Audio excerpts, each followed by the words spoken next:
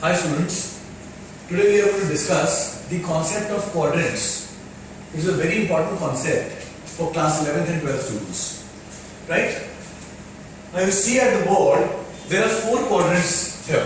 This is the first quadrant, second, third and fourth. Now to start with this, first we have to write some angles. All of us knew that in class 10th, we had a formula called sine 90 minus theta. That was cos theta. But no one ever knew why this sine 90 minus theta was cos theta. So with the concept of quadrants, you can know how this is derived. And you can also know higher angles like 180, 270, 360 and so on. So if I start with this concept of quadrants, I would first like to write the angles which are present in these 4 quadrants. See, in the first quadrant, we have 90 minus theta. Second quadrant, 90 plus theta. We go by the difference of 90. 90 minus theta, 90 plus theta. Then next is 180 minus theta. 180 plus theta. 270 minus theta. See, 90. Then after 90 this 180. 180 minus and plus, then 270 minus, so here it would be 270 plus theta. Again when we go from 270 plus theta, it would be 360 minus theta, and after 360 minus theta, here it would be 360 plus theta. Now we must remember some more rules in these quadrants. That in first quadrant, all the members are present. All the members are present means in first quadrant, all the trigonometric ratios are positive. For example, sine, cos, tan, cosec, sec and cot. All are positive. So let me write all here. This means all positive. Here, sine is positive. Here, tan is positive. And in the last 4th quadrant, cos is positive. If we take the initials, how can we learn this?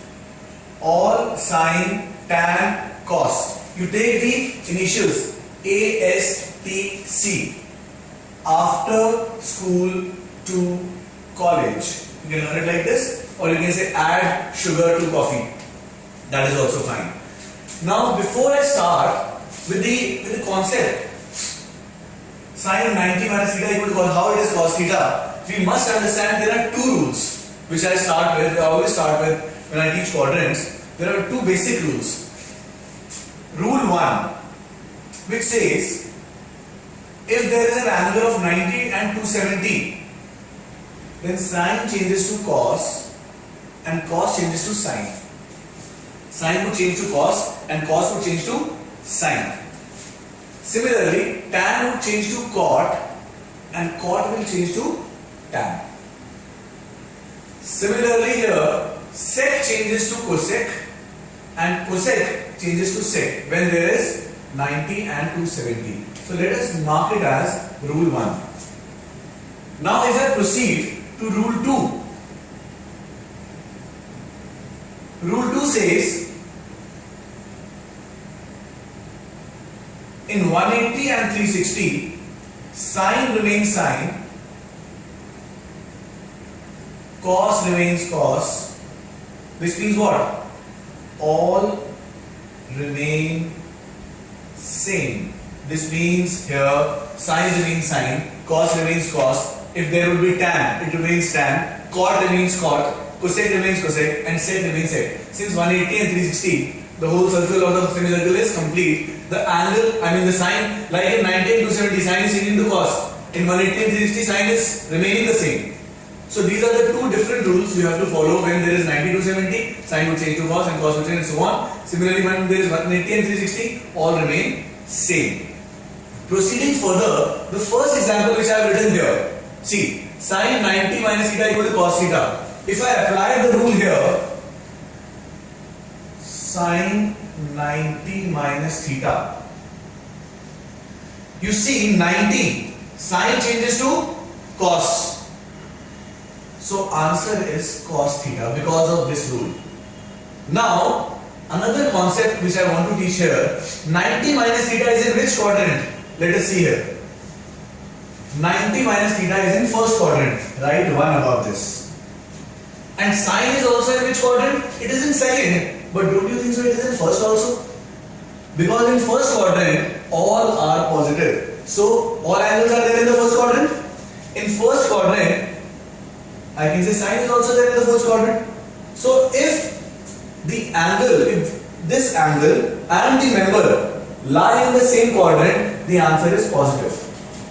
90 minus theta in first quadrant and sine is also in first quadrant. So, going any further, if I say cos 90 plus theta, what would it be? Cos 90, so rule 1 or rule 2? We will apply rule 1. Because in 90, this is 90 and in 90 cos changes to sine. So the answer is sine theta.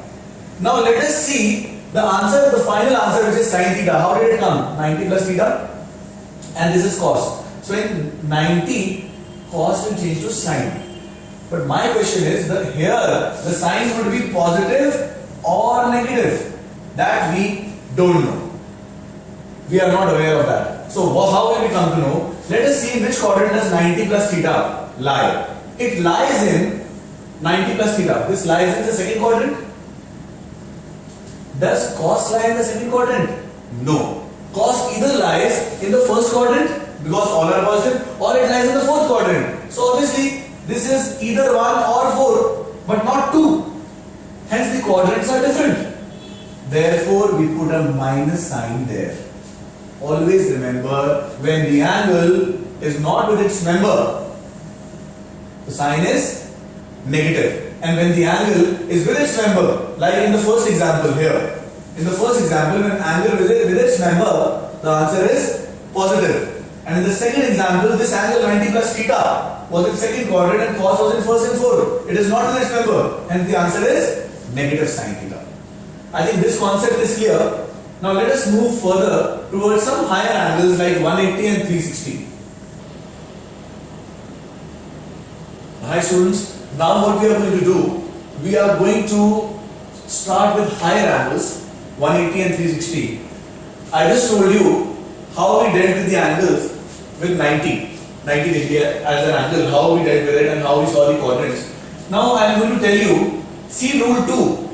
In 180 and 360, sine remains sine, cos remains cos, tan remains tan, sec remains sec, cosec remains cosec, and cot remains cot. All remain same. Here sine 180 minus theta, if I want to find out the answer for this, see in 180, sine remains sine. So the answer has to be sine theta only. There are no two ways about it. Because 180 minus theta and sine. 180 minus theta, the angle is 180. Anything here would result the same answer. Would give you the, if it was tan here, it would be tan theta. If it was cot 180 minus theta, it would be cot theta. But the main problem here is positive sign or negative sign. Now if you see 180 minus theta, 180 minus theta is in which quadrant? See there? It is in second quadrant. So can I write 2 here? And sine is also in which quadrant? It is in first quadrant also and in second. So it is there in the second quadrant. It should be present in the same quadrant as the angle. Angle is in second quadrant. You just have to check that whether sine is in this quadrant or not. So I would advise the students to first check the angle, which is 180 minus theta, and then go for the function. So you see the function. Function is sine. You have to see that whether sine is in the same quadrant as the angle. Yes, it is. Hence the answer is positive. Is that clear?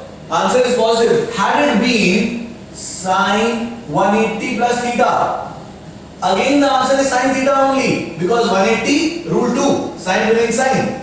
But here 180 plus theta is in third quadrant. You can see here it is in third quadrant, and sine is either in first or in second. So it is not in the third quadrant. It is either in 1 or it is in 3, which is not same. Hence the answer is negative.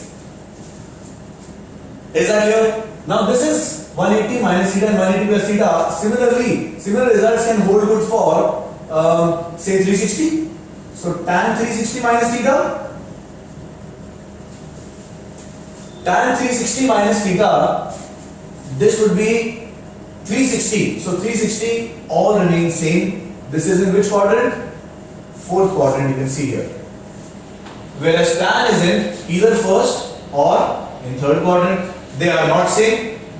Again the angle 360 minus theta and tan, they are in different quadrants. When they are members of different quadrants, there is no problem. We have to write minus, and I don't need to mention it again that tan 360, tan remains tan, it won't change. So minus tan theta is the final answer.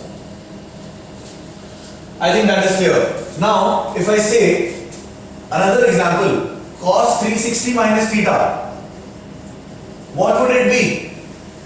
See here, 360, so cos remains cos according to rule 2. And 360 minus theta, 360 minus theta is in fourth quadrant, cos is again in the fourth quadrant.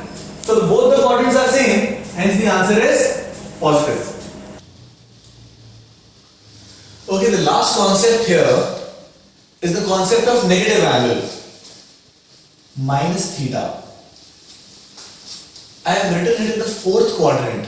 This means that if cos is there with this angle, the answer has to be positive cos theta. Sec is there with this angle, again, what would be the answer? Positive sec theta. Why?